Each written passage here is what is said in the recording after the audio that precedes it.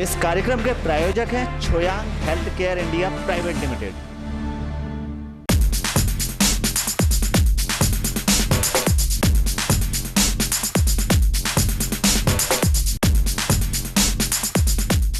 नमस्कार, स्वागत है आपका वीकली टॉप 9 न्यूज में। वीकली टॉप 9 न्यूज में हम चर्चा करते हैं सप्ताह भर की 9 बड़ी खबरों के बारे में अपने editorial head admin Aman ji के साथ। अमन जी, स्वागत है आपका। Thank you Akshay.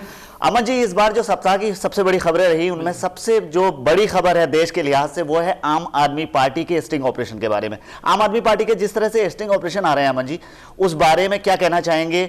खुद सवालों के घेरे में फंसते नजर आ रहे हैं अरविंद केजरीवाल जी। जिस तरह के ऑडियो टेप सामने आ रहे हैं और लगातार उसमें बातें रिकॉर्ड की हुई हैं कि भाई अरविंद केजरीवाल ने उस समय ऐसा बोला, उस समय ऐसा बोला, ये पहले की बात है सरकार बनने से। उसमें तमाम तरह की चीजों के बारे में, रणनीति के बारे में बात की गई है कि कैसे हम विधायकों को लाकर जी। एक कांग्रेस विधायक का नाम आया है अमन जी उसमें बहुत सारे बात सामने आई। लेकिन देखिए, इस तरह की चीज़ जो सामने आ रही हैं और जो कहीं ना कहीं आपस में टकराव पैदा कर रही हैं, कहीं आपस में जो पूरा का पूरा माहौल आम आदमी पार्टी में देखने को मिल रहा है कि लगातार बिगड़ता जा रहा है। चाहे हम बात करें प्रशांत भूषण की बात करें, चाहे योगेंद्र यादव की बात करें, कि लगातार पार्टी से ये लोग दूर होते जा रहे हैं। जी अमन जी, इनको भी बाहर का रास्ता दिखाने की पूरी तैयारी है। एक विधायक और बाकायदा इनके लिए वो चला रहे हैं अभियान की, सारे विधायकों को साइन करा रहे हैं कि भाई आप इन लोगों को पार्टी से बाहर करवाइए। और फाउंडर मेंबर अमन जी जिन्होंने पार्टी के लिए इतनी ज्यादा मेहनत की है, उन्हें इस तरह से पार्टी से दरकिनार करना कहां तक उचित है? जो लोग पार्टी को बनाते हैं उनका सम्मान हमेशा होना चाहिए। और जब देखिए योगेंद्र यादव और प्रशांत भूषण जब थोड़ा सा बैकफुट पे आ रहे हैं चीजों को लेकर, तो मेरे ख्याल से पार्टी को उनके खिलाफ इस तरह की रणनीति नहीं बनानी चाहिए। कम से कम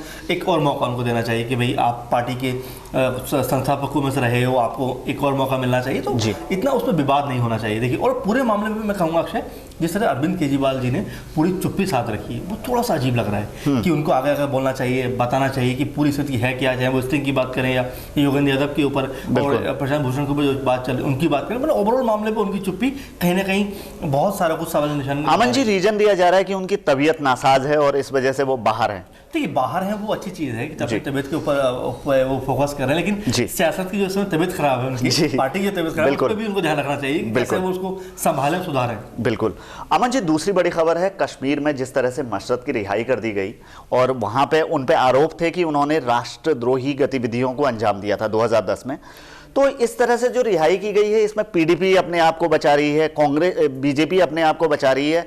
पीडीपी कह रही है कि यह फैसला पहले से ही लिया गया था और बीजेपी चुप्पी साधे हुए है। वो कह रही है केंद्र को इसके बारे में जानकारी नहीं दी। कहीं ना कहीं जो मामला है वो अलगाववाद से जुड़ा हुआ है जी। और आप अलगाववादी इसके ऊपर बहुत से जानों का उसके ऊपर लगा हुआ इल्जाम कि भाई उन्होंने पत्थरबाजी में सपोर्ट किया, उनकी एक तरह अगवानी की। तो ये सब चीजें जो होती है, कहीं ना कहीं देशद्रोह का मामला। सही कह रहे हैं कि आप इस तरह की गतिविधि को अंजाम दे रहे हैं, अलगाववाद की आप परिभाषा गढ़ रहे हैं वहां पे, एकदम से उसको एकाएक छोड़ देना। जी देखिए, आपकी सजा पूरी हो रही है, सब चीजें पूरी हो रही है, आपको छोड़ा जाए कोई दिक्कत नहीं, लेकिन आप ऐसे मामलों में इतने आसानी से छोड़ देते हैं और फिर उस पर सफाई भी देते हैं। बिल्कुल। और ऐसे पूरे मामलों को देखते हुए बीजेपी कहीं ना कहीं खामोश रहती है। जब पूरा विपक्ष उसके ऊपर ताने कसता है, तब कहीं जाकर पीएम मोदी बोलते हैं, तब कहीं जाकर गृहमंत्री राजनाथ सिंह बोलते हैं। देखिए, ये कहीं ना कहीं देश के बिखराव की बात हो रही है। यहाँ पर कोई भी सियासत, कोई राजनीति, कोई भी अलग धड़े की बात नहीं कर सकते। हम लोग वो बात करेंगे जो हमारे देश को बनाए रखे। और हालांकि मोदी जी ने बोला इस बात के ऊपर कि देश की एकता और अखंडता से कोई समझौता नहीं हो सकता। और देखिए, उसके बाद पीडीपी कहने के नरम रुख अख्तियार किया पीडीपी ने और थोड़ा सा बैकफुट पाई है वो। और उसने बोला है कि अब रिहाई अब आइंदा ऐसे लोगों की नहीं होगी, और अगर होगी भी तो केंद्र सरकार को उस पर पहले भरोसे में लिया जाएगा। तो ये सब चीजें हैं जी। अमन जी, पीडीपी और बीजेपी गठबंधन की जो सरकार बनी हुई है वो पहले से ही कुछ ना कुछ चर्चा के घेरे में है। कभी मुफ्ती मोहम्मद सईद कुछ बयान दे देते हैं एज ए मुख्यमंत्री और कभी बीजेपी कुछ बयान दे देती है। तो ये एक कंट्रोवर्शियल सी सरकार दिख रही है कश्मीर में। जुम्मा 8 दिन जी, जुम्मा 8 दिन में जिस तरह की चीजें हम देख रहे हैं कि लगातार हमें देखने को मिल रही है, मुफ्ती जो मुख्यमंत्री कुछ और बोल रहे हैं, उनकी पार्टी के लोग भी कुछ और बोल रहे हैं। तो ये सब चीजें जो देश के अलगाववाद की चीजें हैं, इनको कम से कम अब दरकिनार करना चाहिए कि आप वहाँ के सीएम हैं और देश की एकता की बात करिए आप। जी अमन जी, निर्भया रेप कांड पर जो डॉक्यूमेंट्री बनी हुई थी डॉटर ऑफ इंडिया, तो इसका प्रसारण के लिए कोर्ट ने रोक लगा दी है और ये रोक किस तरह से जायज है? सुप्रीम कोर्ट में ये मामला चल रहा है, दिल्ली हाई कोर्ट ये कह रही है कि सुप्रीम कोर्ट में ये मामला चल रहा है, किस ढंग से इसको लगाना उचित है? क्या है ये मामला पूरा? अच्छा है, अगर कोर्ट ने कहा है तो फैसला समान होना चाहिए कि कोर्ट ने लोगों की भावनाओं का ख्याल रखते हुए चीजें कही होंगी, बिल्कुल होना चाहिए। यदि कोर्ट ने कहा तो समान होना चाहिए। और विदेश में जिस तरह से इसके बावजूद दिखाया गया थोड़ा सा अलग है, क्योंकि आप कोई भी चीज दिखाई लेकिन कानून के दायरे में दिखाइए। देखिए, कोई चीज दिखाना बुरा नहीं होता, लेकिन उसका समाज पे क्या इम्पैक्ट पड़ा ये ये पहले सोचना पड़ेगा हमें, क्योंकि आप सीधे आरोपी को दिखा रहे हैं, उससे बात कर रहे हैं, उसकी भावनाओं को सामने लेकर आ रहे हैं, तो कहीं ना कहीं ये, जबकि ये मामला सुप्रीम कोर्ट में है, लंबित है, बिल्कुल, कम से कम इसका ख्याल रखना चाहिए अक्षय जी। अब रुख करते हैं विदेश की तरफ। प्रधानमंत्री नरेंद्र मोदी 3 देशों की विदेश यात्रा पर गए हैं, जिसमें वो सेशेल्स, श्रीलंका और मॉरिशस जाएंगे। अमन जी, ये यात्रा किस तरह से भारत के लिए फायदेमंद होगी, और स्वर्गीय प्रधानमंत्री राजीव गांधी के बाद ये दूसरे प्रधानमंत्री होंगे जो इतने लंबे अंतराल के बाद श्रीलंका जा रहे हैं। तो अमन जी पहुंच गए कल सुबह श्रीलंका, हमारे पीएम जी। देखिए 28 साल का लंबा अरसा जी, 1987 में राजीव गांधी जी श्रीलंका गए थे, उसके बाद एक लंबा गैप आ गया जी, और जाफना भी वो जाने वाले हैं, जाफना भी जाने वाले, जहाँ से पूरा मामला हम लोग कहते हैं बिगड़ा है, और सारी चीजें वहां से हुई हैं, बहुत सारी चीजें, तमिल की मुद्दा हो या ऐसे कुछ मुद्दे हैं जो हमारे बीच खाई पैदा कर दी उन्होंने। देखिए आप जब तक बात नहीं करेंगे तो मुद्दे सुलझेंगे नहीं, बहुत सारी चीज़ें ऐसी होती हैं जो कि हम बात तो सुलझाते हैं। देखिए हम पड़ोसी मुल्क हैं, पाकिस्तान पड़ोसी मुल्क हैं, श्रीलंका है, अफगानिस्तान है, नेपाल है, बांग्लादेश है, चीन है, म्यांमार, ये सब चीज़ें ऐसी हैं कि हमारे आसपास के जो लोग हैं हमें पहले इन्हें संभालना पड़ेगा। देखिए इनके साथ सहयोग और परस्पर संधि वाली नीति देख रहा हूँ कि वो कम से कम जो अपने पड़ोसी देश हैं उनसे संबंध मजबूत बनाने में लगे हुए हैं, और ये अच्छी चीज़ अक्षय किसी भी देश के लिए कि देखिए अपने पड़ोसी को पहले वरीयता देनी पड़ती है हमें, क्योंकि दूर का भाई देर से पहुँचता है, पास का पड़ोसी पहले पहुँच जाता है। इस नीति पर मेरे ख्याल से मोदी जी चल रहे हैं, और बड़ी अच्छी नीति है कि कम से कम अपने पड़ोसी को भरोसे में लिया जाए, क्योंकि यहाँ से सब चीज़ आसानी से लाई जा सकती हैं और दी जा सकती हैं, तो ये अच्छी चीज़ है। और भारत ने बोला है श्रीलंका को कि वो बहुत सारी चीज़ों में उनकी मदद कर सकता है, उसका जो विकास की बात है उसमें मदद कर सकता है, उसको बहुत सारे पैसे देने की बात भी सामने आ रही है भारत की तरफ से। तो ये सब चीज़ ऐसी है कि हम एक दूसरे की मदद करके आगे बढ़ सकते हैं अक्षय जी। अच्छा अमन जी, पड़ोसी मुल्क पाकिस्तान ने मुंबई हमलों के आतंकवादी लखवी को रिहा करने की बात कही है। पाकिस्तान हाईकोर्ट ने यह कहा है कि उन्हें जल्द से जल्द रिहा कर दिया जाए। तो अमन जी, भारत के लिए एक झटका है, जिस तरह से उन्होंने बंद किया था तो ऐसा लग रहा था कि पाकिस्तान कुछ कट्टर है आतंकवाद की तरफ, लेकिन अब जिस ढंग से उसे रिहा किया जा रहा है वो कहां तक? जब भी पाकिस्तान की बात आती है आतंकवाद के ऊपर तो उसके दोहरे रवैये हम देखते हैं हमेशा जी, कि चाहे वो एक तरफ बंद करने की बात हो या रिहा करने की, दोनों में कोई लॉजिक नजर नहीं आता। जब मन करता उठा के बंद करता, जब मन करता छोड़ देता। हालांकि हाईकोर्ट का फैसला है, लेकिन देखिए फैसले हाईकोर्ट का है, लेकिन कहीं ना कहीं उसमें राजनीति नजर आ रही है। राजनीति आपको ये दिख रहा है कि 2008 का कितना बड़ा हमारे मुंबई में तांडव हुआ, वहां पर कई सौ लोग मारे गए, इतने बड़े अपराधी को आप छोड़ दे रहे हो। देखिए इस पर भारत ने भी, अमेरिका ने भी नाराजगी जाहिर की है और बताया है कि कम से कम ये चीज़ ना हो, क्योंकि देखिए एक तरफ तो आप आतंकवाद खत्म करने की बात करते हैं, आप लगातार हमले करते हैं आतंकियों पर, उन्हें मारने की बात करते हैं। जब एक आतंकियों पर इतना गंभीर आरोप लगा हुआ है तो उसको आप कैसे छोड़ सकते हो? बड़ा समझ से परे चीज़ है ये, और भारत की नाराजगी बिल्कुल जायज़ है कि ऐसे मामलों को कम से कम पाकिस्तान को संयम बरतना चाहिए, क्योंकि ये हमारे इमोशनल जुड़ा हुआ मामला है, कितने लोग वहाँ पर मारे गए, तो ये सब चीज़ ध्यान रखना चाहिए जी। अमन जी, खेल की तरफ रुख करते हैं। इस बार खेल में साइना नेहवाल ने बैडमिंटन में ऑल इंडिया इंग्लैंड में वो फाइनल में पहुंची, लेकिन पहुंचते पहुंचते एक मुकाम जहां उन्होंने हासिल किया था वहीं वो उस मुकाम से चंद कदम दूर पे।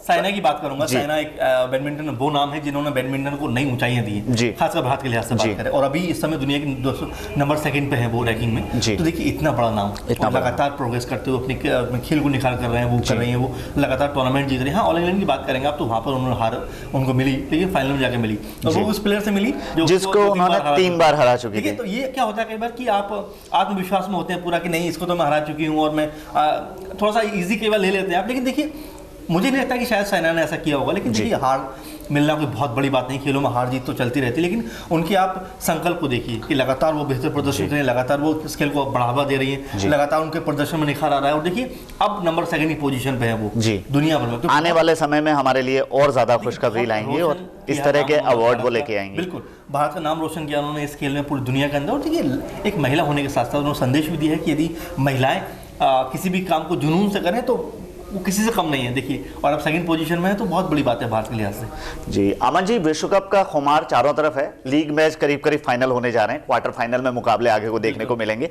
ऐसे में बात करेंगे बांग्लादेश की, जिसने अपने आप को साबित करते हुए क्वार्टर फाइनल में प्रवेश कर लिया है अमन जी, और ये इसको किस लिहाज से देखते हैं, किस तरह का उन्होंने खेल किया, और क्वार्टर फाइनल के बाद भी जो अगला मुकाबला खेला गया उसमें भी उन्होंने एक अच्छा संघर्ष करते हुए उन्हें देखा जा सकता था। सही कह रहे हैं, लीग मैच अपने खत्म होने पे हैं और क्वार्टर फाइनल्स के लगभग मुकाबले तय हुए हैं, और बांग्लादेश के ऐसे में क्वार्टर फाइनल माना बाकी चौंकाता है। देखिए इतनी बड़ी टीमें बाहर होने की कगार पे, इंग्लैंड जैसी टीम बाहर हो गई, जैसी टीम बाहर होने की कगार पे लगभग खड़ी है। जब ऐसी टीमें बाहर होती हैं और बांग्लादेश नई टीम एंटर करती है तो आप एक नया भविष्य तलाशते हैं। देखिए अगर आपके पास बड़े नाम नहीं है और बड़े नाम नहीं उसके बावजूद आप एकजुट होकर क्रिकेट खेलते हैं, एकजुट होकर विरोधी टीमों का सामना करते हैं, तो आपको जीत मिलती है। और चाहे आप 300 प्लस का स्कोर देखें, एक बार उन्होंने 300 प्लस का स्कोर चेस किया, और इस तरह की जब आप क्रिकेट खेलते हैं और जीत दर्ज करते हैं तो एक आपके अंदर कॉन्फिडेंस जागता है, और कॉन्फिडेंस जाता है तो बांग्लादेश जैसी टीमों को और ऊपर लेके जाता है। अमूमन हम लोग बात करते हैं कि बांग्लादेश जितनी उनके पास अनुभव है उतने बेहतर क्रिकेट नहीं खेल पा रहे, लेकिन देखिए इस बार उन्होंने कहीं ना कहीं साबित किया है कि नहीं,